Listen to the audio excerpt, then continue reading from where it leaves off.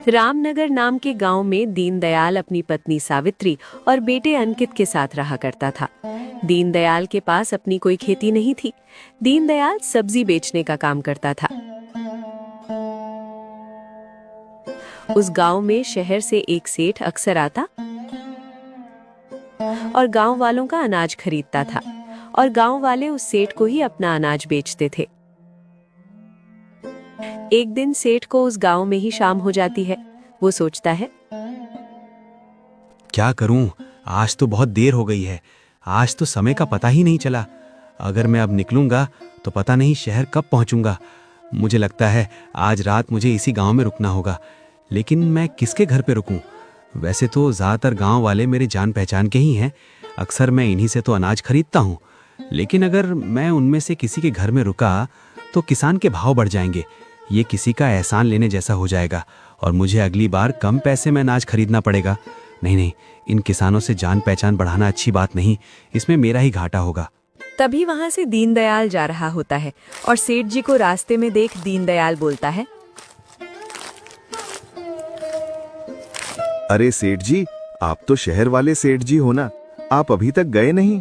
अब तो बहुत शाम हो गई है। कुछ ही देर में रात हो जाएगी। आपको निकल जाना चाहिए था। वैसे आप यहाँ कर क्या रहे हैं? कुछ परेशानी है क्या?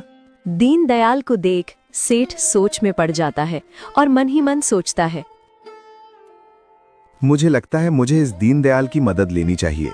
वैसे भी ये तो सब्जी बेचता है। इससे आज तक मैंने ना सब्जी खरीदी है और ना ही मुझे कोई जरूरत है। गांव में किसी के पास मदद मांगूंगा तो बदले में अनाज कम पैसे से लेना होगा। लेकिन अगर इससे मदद मांगूंगा तो इसके बदले में ये कुछ नहीं मांगेगा, क्योंकि इसकी खेती तो है ही नहीं। तो ये मुझे अनाज कहां से बेचेगा? अच्छा मौका मिला है, इसके घर ठहर जाता हूं। मेरा आज का काम निकल जाएगा और रहने का बंदोबस्त भी हो जाएगा। हाँ दीनदयाल, देखो ना शाम हो गई है। मैं वही सोच रहा था कि आज रात मुझे इसी गांव में रुक जाना चाहिए। इतनी रात गए यहाँ से निकलना मुझे सही नहीं लग रहा, क्योंकि मेरे पास कुछ धन भी है। रात गए रास्ते में पता नहीं कोई चोर मिल गए तो। इसलिए मैं सोच रहा था कि यहीं रुक जाऊं। लेकिन मुझे समझ नहीं आ रहा कि मैं किससे मदद मांगूं, किसके घर पर रुकूं। पता नहीं कोई इस बात के लिए राजी होगा भी या नहीं, और मुझे किसी को तकलीफ देना अच्छा भी नहीं लगता। इसलिए मैंने सोचा कि इस गांव में ही कहीं कोना देखकर रात गुजार लूंगा। अरे नहीं सेठ जी, आप कैसी बातें कर रहे हैं? आप तो हमारे लिए मेहमान जैसे हैं। आप एक काम करिए, मेरे ही घर चलिए। आप रात भर मेरे यहाँ रुक जाइए, कल सुबह होते ही चले जाना। नहीं दीनदयाल, तुमने कह दिया इतना ही काफी है। मैं किसी को तकलीफ नहीं देना चाहता। तुम्हारा भी तो परिवार है ना। तुम्हारी पत्नी को इस बात से तकलीफ होगी। रहने दो, मैं यहीं ठीक हूँ। अरे नहीं सेठ जी, हमें कोई तकलीफ नहीं है और ना ही मेरी पत्नी को तकलीफ होगी। आप उसकी फिक्र मत करिए। आप चलिए मेरे साथ। और वैसे भी हमारा घर 2 कमरे का है। आप एक कमरे में रह जाना, मैं और मेरा परिवार एक कमरे में सो जाएगा। कोई दिक्कत नहीं है। आप चलिए मेरे साथ। अच्छा ठीक है, अब तुम इतना कह रहे हो तो मैं चलने के लिए तैयार हूँ। वैसे दीनदयाल, तुम्हारा बहुत बहुत शुक्रिया। तुम्हारा तो मुझसे कोई लेन देन भी नहीं है, फिर भी तुमने मेरी इतनी मदद की। सचमुच तुम बड़े ही नेक दिल हो। सेठ धनीराम को लेकर दीनदयाल अपने घर जाता है।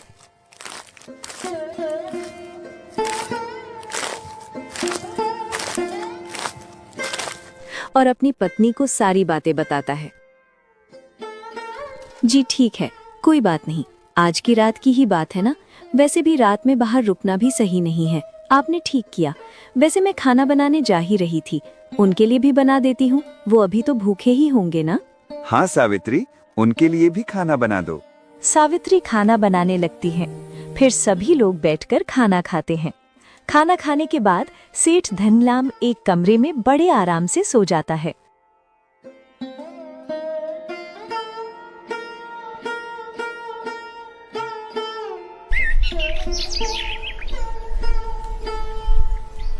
और फिर दूसरे दिन। अच्छा दीनदयाल, अब मैं चलता हूँ। तुम्हारा बहुत बहुत शुक्रिया। दीनदयाल, तुमने मेरे लिए बहुत अच्छी व्यवस्था की। खाना भी बहुत स्वादिष्ट था। तुम्हारा धन्यवाद। कोई बात नहीं सेठ जी, अब आप जाइए और आराम से जाना। सेठ वहां से चला जाता है।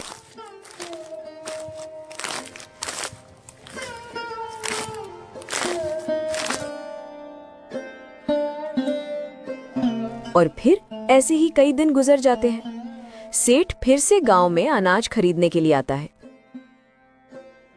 उस दिन भी उसे शाम हो जाती है, तो सेठ सोचता है, एक काम करता हूँ, दीनदयाल के घर ही चला जाता हूँ।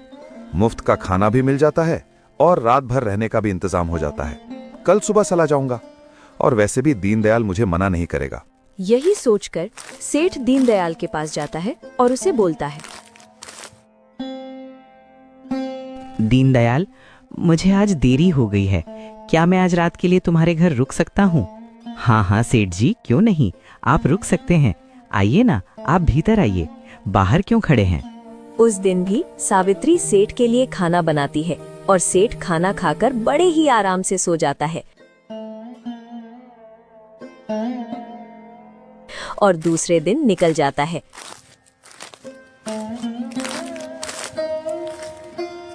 ऐसे ही दिन गुजरते चले जाते हैं और ये सिलसिला ऐसे ही चलने लगता है। अब धनी राम ने अपने रहने का ठिकाना दीनदयाल के घर को ही बना लिया था। अब तो वो सीधे सीधे दीनदयाल के घर जाने लगा। एक दिन ऐसे ही धनी राम दीनदयाल के घर आकर बोलता है, अरे दीनदयाल, बहुत तेज भूख लगी है, अपनी पत्नी से कहकर मेरे लिए खाना बनवा दो। जी सेठ जी, मैं अभी कहता हूँ। दीनदयाल अपनी पत्नी से कहता है तो सावित्री बोलती है, ये क्या है जी, अब ये तो हर बार हमारे ही घर आने लगे हैं। हमारा घर क्या कोई धर्मशाला है? एक बार हो गया, 2 बार हो गया, पहले ही हम जैसे तैसे अपना गुजारा करते हैं, ऊपर से ये सेठ आए दिन आ जाता है।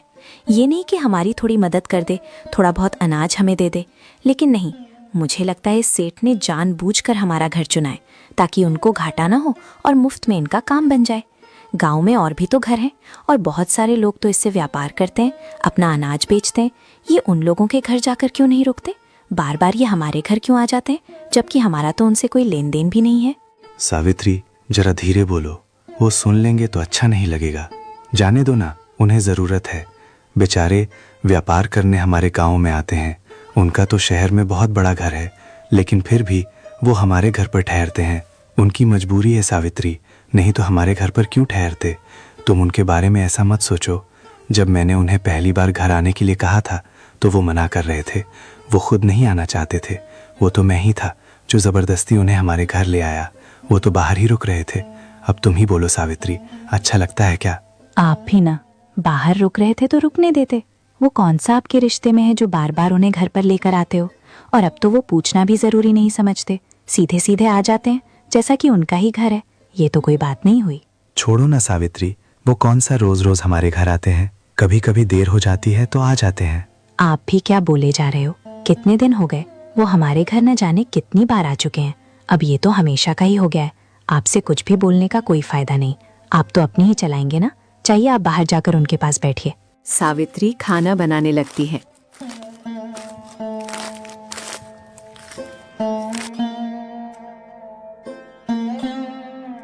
उसके बाद वो सेठ खाना खाकर फिर से आराम से सो जाता है और सुबह होते ही निकल जाता है।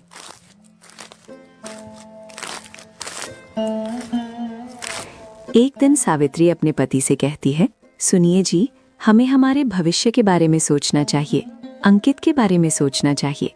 सब्जी बेचकर हमें कितना कम मुनाफा होता है। गांव में तो लोग सब्जियां खरीदते ही नहीं हैं, बिल्कुल ना के बराबर सब्जियां खरीदते हैं। इतने पैसे से हमारा गुजारा भी नहीं हो पाता। आपको नहीं लगता आपको कुछ और सोचना चाहिए? तुम सही कह रही हो सावित्री, लेकिन मैं और कौन सा काम करूं? हमारे पास जमीन भी तो नहीं है। अगर होती तो मैं खेती ही कर लेता। माना कि हमारे पास जमीन नहीं है, लेकिन दिमाग तो है ना।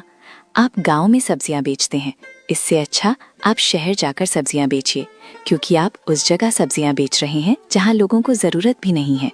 गांव के लोग तो सब्जियां बहुत कम खरीदते हैं, लेकिन शहर में लोगों को अक्सर सब्जी की जरूरत होती है।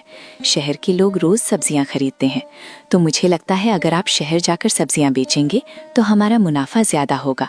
और शहर में दाम भी बहुत अच्छा मिलता है, और आप उन्हें ताज़ा सब्जियां देंगे तो देख लेना हमारी सब्जी का व्यापार बहुत अच्छे से चलने लगेगा। अगर हमें ज्यादा मुनाफा चाहिए तो यही करना होगा। हाँ सावित्री, तुम बिल्कुल सही कह रही हो। मैं शहर जाकर सब्जियां बेचता हूँ। लेकिन सावित्री, शहर तो बहुत दूर है। अगर मैं सब्जियां बेचने शहर जाऊंगा तो मुझे कभी कभी आते आते तो बहुत वक्त हो जाएगा और इतनी रात में घर नहीं आ सकता। और शहर में तो कोई जान पहचान वाला भी नहीं है, मैं कहाँ रुकूंगा? जान पहचान वाला है ना, वो सेठ जी जो हमारे घर पर अक्सर आना जाना करते हैं, उनका घर तो वही है। आप एक काम कीजिए, आप सब्जियां बेचकर उन सेठ जी के घर रुक जाया करिए। और मैं ये भी देखना चाहती हूँ कि वो सेठ जी आपको अपने घर पर रुकने देते भी हैं या नहीं। हाँ सावित्री, तुमने सही कहा, वो सेठ जी तो शहर में ही रहते हैं, वो मुझे अपने घर पर जरूर रुकने देंगे। वैसे भी वो इतने दिनों से हमारे घर पर आ रहे हैं, तो वो मुझे क्यों मना करेंगे? आप बहुत भोले हो, आप लोगों को नहीं जानते। आप देख लेना, मुझे नहीं लगता कि वो आपको अपने घर पर रुकने देंगे। देख लेना, जरूर कोई ना कोई बहाना बनाकर आपको भगा देंगे। मैं लोगों को अच्छी तरह से जानती हूँ, लोग बहुत एहसान फरामोश होते हैं। जब उनको ज़रूरत थी तब वो मीठी मीठी बातें करके हमारे घर तो आ गए, लेकिन जब आपको ज़रूरत पड़ेगी तो वो आपके काम नहीं आएंगे। नहीं सावित्री, तुम गलत सोच रही हो। सेठ जी बहुत अच्छे हैं, उनके मन में ऐसा कुछ नहीं है। तुम देख लेना, अब जब मुझे ज़रूरत पड़ी है तो वो भी मेरी सहायता ज़रूर करेंगे। शहर जाकर मैं उन्हीं के घर रुकूंगा और मुझे पूरा यकीन है कि सेठ जी मुझे उनके घर पर रुकने के लिए ज़रूर कहेंगे, और तो और मेरी खातिरदारी भी करेंगे, क्योंकि हमने भी उनकी खातिरदारी में कोई कमी नहीं रखी थी। देख लेते हैं कि आप सही निकलते हो या मैं। फिर दूसरे दिन दीनदयाल सब्जी लेकर शहर के लिए निकल पड़ता है और वहां सब्जियां बेचने लगता है। ताज़ा सब्जी होने के कारण उसकी बिक्री बहुत अच्छे से हो जाती है। उसकी सारी सब्जियां बिक जाती है। दीनदयाल ये देख बहुत खुश हो जाता है और सोचता है, सावित्री ने सही कहा था। अच्छा हो गया जो मैं शहर में सब्जियां बेचने आ गया। गांव में तो कोई सब्जियां खरीदता ही नहीं है, लेकिन सचमुच शहर के लोग तो बहुत सब्जियां खरीदते हैं। अब मैं ऐसे ही शहर आकर सब्जियां बेचूंगा, बहुत अच्छा मुनाफा होने लगेगा। लेकिन अब तो शाम होने को आई है, मुझे सेठ जी के घर जाना होगा। कल सुबह होते ही मैं निकल जाऊंगा। दीनदयाल सेठ धनीराम के घर जाता है तो बाहर गेट पर खड़ा आदमी उसे रोकता है और बोलता है, कौन हो तुम? किससे मिलना है? मैं दीनदयाल हूँ, रामनगर से आया हूँ। मुझे सेठ जी से मिलना है। अच्छा, तुम बाहर ही रुको, मैं सेठ जी से पूछ कर आता हूँ। वो आदमी जाकर सेठ से बोलता है, सेठ जी, बाहर कोई आदमी आया है, बोल रहा था उसका नाम दीनदयाल है, उसे आपसे मिलना है। क्या उसे अंदर भेज दूं? अरे नहीं नहीं, मैं उसे अच्छी तरह से जानता हूँ, उसे अंदर भेजने की कोई जरूरत नहीं। तुम उसे जाकर कह दो मैं घर पर नहीं हूँ और मेरी पत्नी घर पर अकेली है, तो अंदर आने की कोई जरूरत नहीं है। उसे बाहर से ही भगा दो। वो आदमी जाकर दीनदयाल से कहता है, सुनो भाई, सेठ जी तुमसे नहीं मिलना चाहते, तुम्हें यहां से जाने के लिए कहा है। ऐसा नहीं हो सकता। एक काम करो, तुम उन्हें मेरा नाम बताओ और कहो ना कि मैं रामनगर से आया हूं। वो मुझे अच्छी तरह से जानते हैं, वो अक्सर हमारे गांव आते हैं और मेरे घर पर ही ठहरते हैं। उनसे कहना कि मुझे उनकी जरूरत है, मैं आज रात उनके यहाँ रुकना चाहता हूँ। ठीक है, मैं एक बार फिर से बात करके आता हूँ। वो आदमी फिर से सेठ जी के पास जाकर बोलता है, सेठ जी, कोई रामनगर का दीनदयाल यहाँ रुकने के लिए पूछ रहा है, क्या करूं? बेवकूफ कहीं के, तुम्हें एक बार में समझ नहीं आता क्या? मैंने तुम्हें कहा ना, उससे कह दो कि मैं घर पर नहीं हूँ। उसे बता दो, यहाँ पर मैं ऐसे भूखे नंगे को अपने घर पर नहीं रख सकता। वो एक साधारण सा सब्जी बेचने वाला गरीब और भिखारी है, उसकी औकात नहीं है मेरे घर में पांव रखने की। और क्या मेरा घर कोई धर्मशाला नहीं है जो मुंह उठाकर चला आया? उसे बाहर से ही भगा दो। उस आदमी को ये सुन बहुत बुरा लगता है और वो दीनदयाल से जाकर कहता है,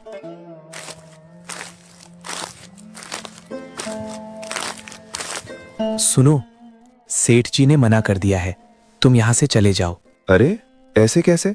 तुम सेठ जी को ठीक से बता ही नहीं रहे हो कि मैं कौन हूँ। मैं कह रहा हूँ ना, मैं सेठ जी का करीबी हूँ। सेठ जी अक्सर मेरे घर पर रहते हैं। एक काम करो, तुम मुझे अंदर जाने दो, मैं सेठ जी से बात करता हूँ। नहीं रुको, तुम अंदर मत जाओ। देखो भाई, तुम इन बड़े लोगों को नहीं जानते, ये छोटे लोगों के मुंह नहीं लगते। भले ही ये तुम्हारे घर ठहरते होंगे, लेकिन अब वो तुम्हें अपने घर पर रुकवाना नहीं चाहते। दरअसल सेठ जी घर पर ही हैं, लेकिन उन्होंने मुझे ये कहा कि मैं तुमसे कह दूं कि वो घर पर नहीं है और उनकी पत्नी अकेली है। तुम्हें अभी भी समझ नहीं आ रहा कि वो जानबूझकर ये कह रहे हैं, और उन्होंने मुझसे कहा कि मैं तुम्हें यहाँ से जाने के लिए कह दूं। इन बड़े लोगों की नज़र में हम जैसे छोटे लोगों की कोई औकात नहीं होती। वो अपना काम तो निकलवा लेते हैं, लेकिन जब हमारी बारी आती है तब अपना असली रंग दिखाते हैं। दीनदयाल को ये सब सुन बहुत बुरा लगता है। उसका दिल टूट जाता है मेरी पत्नी सही कहती थी, मैंने ही उसकी बात नहीं मानी। मैं इन सेठ जी को समझ ही नहीं पाया। इतने बड़े शहर में मैं तो किसी को जानता तक नहीं। अब मैं कहाँ जाऊंगा, कहाँ रहूंगा, मेरे तो कुछ समझ नहीं आ रहा। फिक्र मत करो मेरे भाई, एक काम करो, मैं अभी घर ही जा रहा था, मेरे साथ मेरे घर चलो, आज की रात वहां काट लेना। फिक्र मत करो, मैं अकेला ही रहता हूँ, मेरे घर दूसरा कोई नहीं है। सुबह होते ही चले जाना, और याद रखना यहाँ कोई किसी का नहीं होता, सब लोग मतलबी होते हैं। इन बड़े लोगों पर कभी भरोसा मत करना। तुम्हारा बहुत बहुत धन्यवाद, तुम सच कह रहे हो, मैं आइंदा याद रखूंगा। दीनदयाल उस रात उसके घर पर ठहर जाता है और सुबह होते ही घर चला जाता है। घर जाने के बाद अपनी पत्नी को सारी सच्चाई बताता है। मैंने तो आपको उस दिन ही कहा था, आपने ही मेरी बात नहीं मानी। अब आने दीजिए उस सेठ को, उसे दरवाजे से ही ना भगाया तो मेरा भी नाम सावित्री नहीं, एहसान फरामोश कहेगा। इतने दिनों तक हम मुफ्त में खाता रहा। हमने उसे अपना एक कमरा तक दे दिया था ताकि वो आराम से सो सके, उसे किसी बात की दिक्कत ना हो। और उसका शहर में इतना बड़ा घर होने के बावजूद उसके पास आपके लिए थोड़ी सी जगह तक नहीं थी। उसे जरा भी शर्म नहीं आई। जब आपको उसकी जरूरत पड़ी तो उसने झूठ बोलकर आपको वहां से भगा दिया। जाने दो सावित्री, उसे ऊपर वाला देखेगा। और हाँ सावित्री, आज के बाद मैं भी उसे यहाँ रुकने के लिए मना कर दूंगा, आने दो उसे। कुछ दिन ऐसे ही बीत जाते हैं।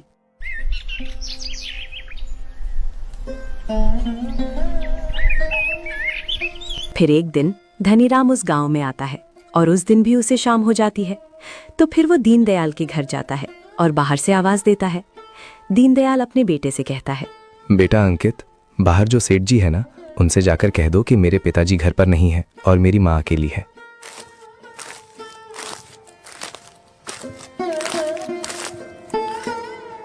दीनदयाल का बेटा बाहर जाकर धनीराम को यही बोलता है। अच्छा, तो दीनदयाल घर पर नहीं है, कोई बात नहीं। एक काम करो, तुम तुम्हारी माँ से जाकर कह दो कि हमारे लिए खाना बना दे, और हाँ, हमारे सोने का इंतजाम भी कर दे। अंकित जाकर अपने पिता से कहता है, नीच कहीं का, इसे शर्म है भी या नहीं? उसे जाकर कह दो कि मेरी माँ ने मना किया है, निकलो यहाँ से। अंकित धनीराम को जाकर यही कहता है। धनीराम को ये सुन बहुत गुस्सा आता है। वो गुस्से से पांव पटकते हुए वहां से चला जाता है। ऐसे ही कुछ दिन बीत जाते हैं। एक दिन दीनदयाल, उसकी पत्नी और उसका बेटे नाव में सवार होकर दूसरे गांव जा रहे होते हैं। तभी उनकी नाव पानी में डूब जाती है। दीनदयाल और सावित्री पानी के प्रवाह की चपेट में आ जाते हैं।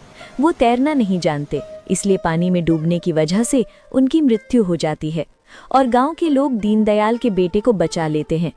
लेकिन दीनदयाल और सावित्री को बचा नहीं पाते। गांव वाले मिलकर दीनदयाल और सावित्री का अंतिम संस्कार करते हैं। अंकित बिल्कुल अकेला पड़ चुका था। गांव के लोग आकर अंकित को खाना देते थे। वो अपने घर में अकेला बैठा रहता। एक दिन उस गांव में फिर से धनीराम आता है। उसे सावित्री और दीनदयाल के बारे में पता चलता है तो धनीराम सोचता है, अरे वाह, ये तो बहुत अच्छा हुआ दोनों मर गए। उसी दिन मुझे घर में रहने के लिए मना किया था ना, उसे तो यही सजा मिलनी थी, और ऊपर वाले ने मेरा रास्ता साफ कर दिया। दीनदयाल के घर पर मेरी कब से नजर थी। अगर वो घर मेरा हो जाए तो मैं यहाँ रहकर अच्छे से व्यापार कर सकता हूँ। मुझे जब जरूरत पड़ी मैं दीनदयाल के घर पर रुक सकता हूँ। मुझे उसके घर पर कब्जा करना होगा। उसके लिए मुझे उसके बेटे से मेल जोल बढ़ाना होगा। एक बार उसका बेटा मेरी बातों में आ गया तो मैं उसके घर पर कब्जा कर सकता हूँ। यही सोचकर धनीराम दीनदयाल के घर जाता है और अंकित से बड़े ही प्यार से बात करता है और आसपास के लोगों से कहता है, मुझे इस बच्चे को देखकर बहुत रोना आ रहा है। भगवान भी कितना कठोर दिल है। इस छोटे से बच्चे पर जरा भी दया नहीं आई। इतनी छोटी उम्र में बेचारा अनाथ हो गया। दीनदयाल मेरा बहुत अच्छा दोस्त था। हमारी दोस्ती के नाते मैं इस बच्चे को मेरे साथ ले जाना चाहता हूँ। इसे खूब पढ़ा लिखा कर बड़ा आदमी बनाना चाहता हूँ। बेटा, क्या तुम मेरे साथ चलोगे? मेरा बहुत बड़ा घर है और बेटा मेरी कोई संतान नहीं है। मैं तुम्हें अपने बेटे के रूप में स्वीकार करता हूँ। तुम मेरे साथ चलो, मैं तुम्हें राजा की तरह रखूंगा बेटा। गांव वाले और अंकित उसकी मीठी मीठी बातों में आ जाते हैं और अंकित खुशी खुशी उसके साथ उसके घर चला जाता है। शहर आने के बाद धनीराम की पत्नी माया धनीराम से कहती है, ये किस भिखारी को उठाकर ले आए हो? इसकी हालत देखी है? कौन है ये लड़का? अरे माया, ये लड़का दीनदयाल का लड़का है। दीनदयाल और उसकी पत्नी अब इस दुनिया में नहीं रहे और उस गांव में दीनदयाल का एक घर है जिस घर पर मेरी कब से नजर है। मैं उस गांव में जब भी व्यापार करने जाता हूं, मेरे ठहरने के लिए वो घर मुझे चाहिए। और तो और मैं उस जमीन पर भी व्यापार कर सकता हूं।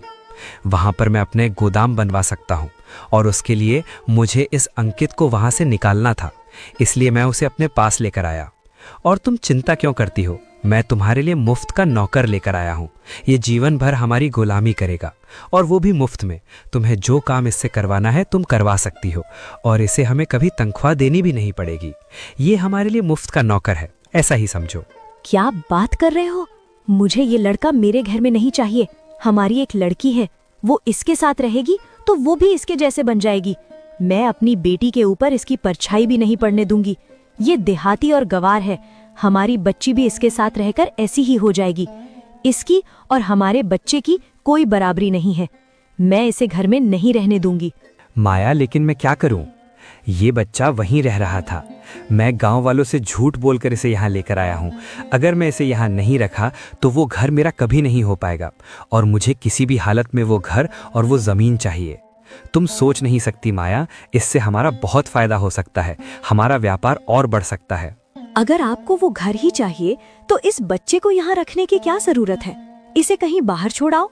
माया, ये बात मेरे दिमाग में आई थी, लेकिन ये बच्चा गांव का बच्चा है, देहाती है, बेवकूफ नहीं है, ये बहुत होशियार है। अगर मैं इसे कहीं छोड़कर आ गया तो ये कैसे ना कैसे अपने घर तक पहुंच ही जाएगा और गांव वालों को मेरी सच्चाई भी बता देगा। मैं इसे कहीं भी छोड़ नहीं सकता। अगर ऐसी बात है तो आप एक काम कीजिए, इस बच्चे के हाथ पैर बांधकर इसे जंगल में फेंक आइए। वो अपने हाथ पैर खोलकर तो वहां से भाग नहीं सकता ना। और तो और जंगल में जंगली जानवर बहुत होते हैं, वो इसे जिंदा नहीं छोड़ेंगे, इसका काम तमाम कर देंगे। हाँ माया, तुम सही कह रही हो, मैं ऐसा ही करता हूँ। धनीराम अंकित के पास जाकर उसे कहता है, बेटा अंकित, तुम्हें ना ननिहाल में तुम्हारी नानी बुला रही है, चलो मैं तुम्हें छोड़कर आता हूँ। अंकित अपनी नानी का नाम सुनकर बहुत खुश हो जाता है और खुशी खुशी सेठ जी के साथ जाने के लिए तैयार हो जाता है। सेठ जी उसे जंगल ले जाकर रस्सी से बांध देते हैं और उसे वहां छोड़कर वहां से निकल आते हैं। अंकित जोर जोर से रोने लगता है। तभी वहां पर शहर का सबसे बड़ा रईस आदमी बिहारी लाल वहां से गुजर रहा होता है।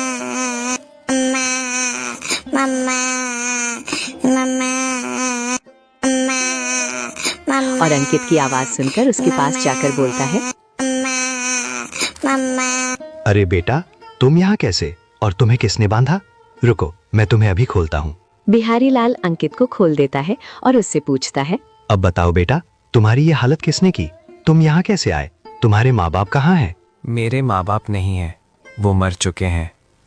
मुझे एक सेठ जी झूठ बोलकर मेरे घर से यहाँ लेकर आए थे और उन्होंने मुझे यहाँ आकर बहुत मारा और पेड़ से बांध दिया। मैं नहीं जानता वो कहाँ रहते हैं, उनका नाम क्या है। मैंने कभी उनसे उनका नाम नहीं पूछा। वो गांव में हमारे घर में आते रहते थे, बस मुझे इतना ही पता है, मुझे उनके बारे में कुछ नहीं पता। अच्छा कोई बात नहीं, तुम एक काम करो, तुम मेरे साथ मेरे घर चलो। मेरी कोई संतान नहीं है। तुम्हारी बातें सुनकर तो ऐसा लग रहा है मानो ईश्वर ने मेरी सुन ली। बेटा, मुझे एक संतान की जरूरत है। मेरे पास सब कुछ है बेटा, लेकिन मेरी कोई संतान नहीं है। मेरी पत्नी की भी यही इच्छा है कि हमारा भी एक बेटा हो, लेकिन बेटा हमारा बेटा हो पाना असंभव है। हम कभी माँ बाप नहीं बन सकते, वो तुम नहीं समझोगे बेटा। लेकिन मैं इतना जानता हूँ कि आज अगर तुम मिले हो तो इसके पीछे जरूर ईश्वर की कोई लीला है। वो भी यही चाहते हैं कि तुम हमारे साथ हमारा बेटा बनकर रहो। नहीं सेठ जी, मैं आपके साथ नहीं आऊँगा। वो सेठ जी भी मुझे यही बोलकर घर ले गए थे कि बेटा बनाऊंगा, और घर पर जाकर देखा तो उनकी एक बेटी पहले से थी। उन्होंने गांव में झूठ बोला कि उनकी कोई संतान नहीं है। आप भी झूठ बोल रहे हो, आप भी घर ले जाकर मुझे मारोगे और मुझे कहीं फेंक दोगे। मैं आपके साथ नहीं आऊँगा। अगर मुझे तुम्हें मारना ही था तो मैं यहाँ आकर तुम्हें खोलता नहीं ना। तुम डरो मत बेटा, मैं उसके जैसा नहीं हूँ। तुम एक बार मेरे घर पर तो चलो, मैं तुमसे वादा करता हूँ मैं तुम पर कभी हाथ नहीं उठाऊंगा। मैं तुम्हें बहुत प्यार से रखूंगा। मेरा घर बहुत बड़ा है, तुम वहाँ चलकर तो देखो, तुम्हें बहुत खुशी होगी। तुम अपने सारे गम भूल जाओगे। चलो बेटा। अंकित बिहारी लाल पर भरोसा कर लेता है और उसके घर चला जाता है। बिहारी की पत्नी शांति अंकित को देख बहुत खुश हो जाती है। देखो शांति, मैं किसे लेकर आया हूँ। आज से ये यहीं रहेगा। ये हमारा वारिस है, हमारा बेटा है। और बिहारी लाल शांति को सारी बातें बताता है। शांति को अंकित के बारे में सुन बुरा तो लगता है, लेकिन वो बहुत खुश हो जाती है कि उसे उसका वारिस मिल चुका है। ईश्वर ने मेरी सुन ली। हमें तो कभी संतान नहीं हो सकती, लेकिन उस दिन हमारे घर जो बाबा आए थे उन्होंने हमें कहा था कि हमें तो जीवन भर कभी संतान नहीं होगी, लेकिन बहुत जल्द हमें हमारा वारिस मिलेगा। मुझे लगता है वो इसी के बारे में बात कर रहे थे। हाँ शांति, मुझे भी यही लगता है। बेटा अंकित, तुम्हें ये घर कैसा लगा? तुम यहाँ पर हमारे साथ रहोगे ना? हाँ सेठ जी, ये घर बहुत अच्छा है, मुझे बहुत पसंद आया। मैं आपके साथ रहूंगा। आप बहुत अच्छे हो। तुम ये सेठ जी कहना बंद करो। आज से तुम हमारे बेटे हो। ये तुम्हारी माँ है और मैं तुम्हारा पिता। आज से तुम हमें सेठ और सेठानी नहीं कहोगे, माता पिता कहकर ही बुलाओगे। अंकित खुशी खुशी वहाँ रहने लगता है। सालों बीत जाते हैं और समय के साथ अंकित अब बड़ा हो चुका है। अंकित सालों बाद अपने गांव जाता है और देखता है कि उसके घर की जगह एक बहुत बड़ा गोदाम है जिसमें अनाज भरा पड़ा है। अंकित गांव के लोगों से पूछता है तो उसे पता चलता है कि वो किसी धनीराम व्यापारी की जगह है। अंकित को पूरी बात याद आ जाती है और वो समझ जाता है कि धनीराम ही वो आदमी था जिसने उसे पेड़ से बांधा था। अंकित घर जाकर बिहारी लाल को ये सारी बातें बताता है। अच्छा, तो ये बात है। मैं उस धनीराम को अच्छी तरह से जानता हूँ।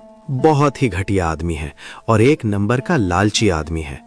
तुम फिक्र मत करो, तुम उसे ऐसा सबक सिखाना कि वो जिंदगी भर याद रखे।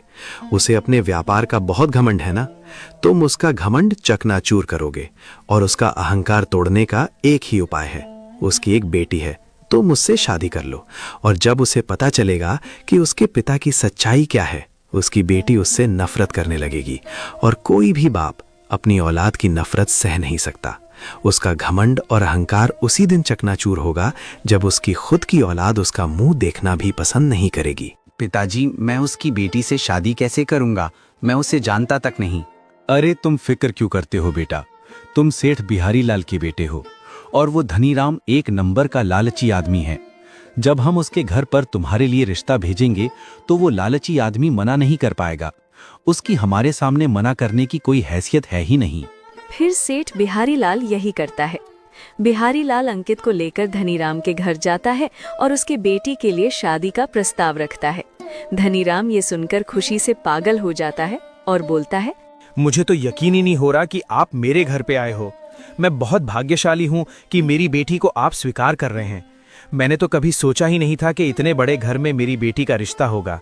आपके सामने तो सच में मेरी कोई औकात नहीं है। मेरी बेटी बहुत नसीब वाली है जो आपके घर की बहू बनने वाली है। धनीराम खुशी खुशी अपनी बेटी की शादी अंकित से कर देता है और शादी के बाद अंकित अपनी पत्नी को बहुत ही खुशी से और प्यार से रखता है। उसका दिल जीत लेता है। उसकी पत्नी भी बहुत खुशी से रह रही होती है और उसे बहुत प्यार करती है। एक दिन अंकित अपनी पत्नी को धनीराम के बारे में सारी सच्चाई बता देता है। ये सुन अंकित की पत्नी को अपने पिता पर बहुत गुस्सा आता है। मैं सोच भी नहीं सकती थी कि मेरे पिताजी इतना घटिया काम कर सकते हैं। उन्होंने आपके साथ ये सब कुछ किया, आपकी जान लेने की कोशिश की, और वो भी आपके घर के लिए, क्योंकि वो आपका घर हथियाना चाहते थे। वो ऐसा कैसे कर सकते हैं? मैं उन्हें कभी माफ नहीं करूंगी। मैं उस घर में कभी कदम नहीं रखूंगी। मेरी नज़र में वो खूनी है। वो तो भगवान का शुक्र है कि आप उस दिन बच गए, नहीं तो आज आप मुझे नहीं मिल पाते। मैं आपकी कसम खाकर कहती हूँ, मैं आज के बाद अपने पिताजी का कभी मुंह नहीं देखूंगी। मुझे अब उनसे नफरत हो गई है। वो मेरी नज़र में पूरी तरह से गिर चुके हैं। कुछ दिन ऐसे ही गुजर जाते हैं। एक दिन धनीराम अपनी बेटी से मिलने के लिए उसके घर आता है तो अंकित उससे कहता है, कौन सी बेटी? किसकी बेटी?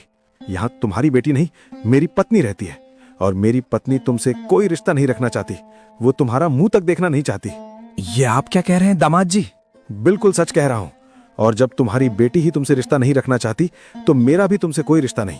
मैं तुम्हारा कोई दामाद नहीं। भूल जाओ अपनी बेटी को और निकल जाओ यहां से। आइंदा यहां पैर रखने की हिम्मत मत करना। ये आप क्या बोलते जा रहे हैं? आखिर मैंने ऐसा क्या किया है जो मेरी बेटी मेरा मुंह तक देखना नहीं चाहती? याद करो 20 साल पहले तुमने क्या किया था।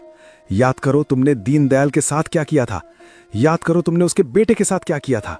ये सब बातें आपको कैसे पता? क्योंकि धनीराम, मैं ही दीनदयाल का बेटा हूं। तुम इतने लालची और घटिया निकलोगे मैंने नहीं सोचा था। मैं तो तुम्हारी बातों में आकर तुम्हारे घर आया था। तुमने मेरे साथ क्या किया? तुमने मेरी जान लेने की कोशिश की और मुझे मरने के लिए जंगल में छोड़ाए। तुम्हें क्या लगा था धनीराम कि तुम्हारे कर्मों की सजा तुम्हें नहीं मिलेगी? शायद तुम भूल चुके थे कि जो जैसा करता है उसे वैसा ही भरना पड़ता है। तुमने ये सब मेरी जमीन और मेरे घर के लिए किया था ना? आइंदा मेरी जमीन और घर पर पैर रखा तो तुम्हारी दोनों टांगे तोड़ दूंगा। और अभी के अभी निकल जाओ मेरी नजरों के सामने से। तुम्हारी बेटी तुमसे कोई रिश्ता नहीं रखना चाहती। धनीराम ये सारी बातें सुनकर पूरी तरह से हिल जाता है और वहाँ से घर चला जाता है और घर जाकर पूरी तरह से टूट जाता है। माया, ये मेरे कर्मों की सजा है जो आज मेरी बेटी मेरा मुंह तक देखना नहीं चाहती। मैंने बहुत बुरे कर्म किए हैं माया। आज मैंने अपनी बच्ची को खो दिया। आज मेरी बच्ची मुझे पिता कहने में शर्मा रही है। इससे बुरी बात मेरे लिए और क्या हो सकती है। आज मेरा घमंड पूरी तरह से टूट चुका है। मैं पूरी तरह से बर्बाद हो चुका हूँ माया। आज मेरी संतान मेरे खिलाफ हो चुकी है।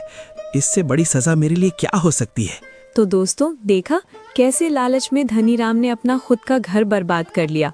अब वो खुद की नजरों में भी गिर गया और अपनी बेटी के भी। हमें इस कहानी से यही सीखना है कि हमें लालच नहीं करना चाहिए और ना ही किसी को सताना चाहिए। और दोस्तों, हमें वीडियो बनाने में बहुत मेहनत लगती है। कृपया करके हमारे चैनल को सब्सक्राइब और लाइक और कमेंट जरूर करें। आपने इस वीडियो से क्या सीखा? धन्यवाद।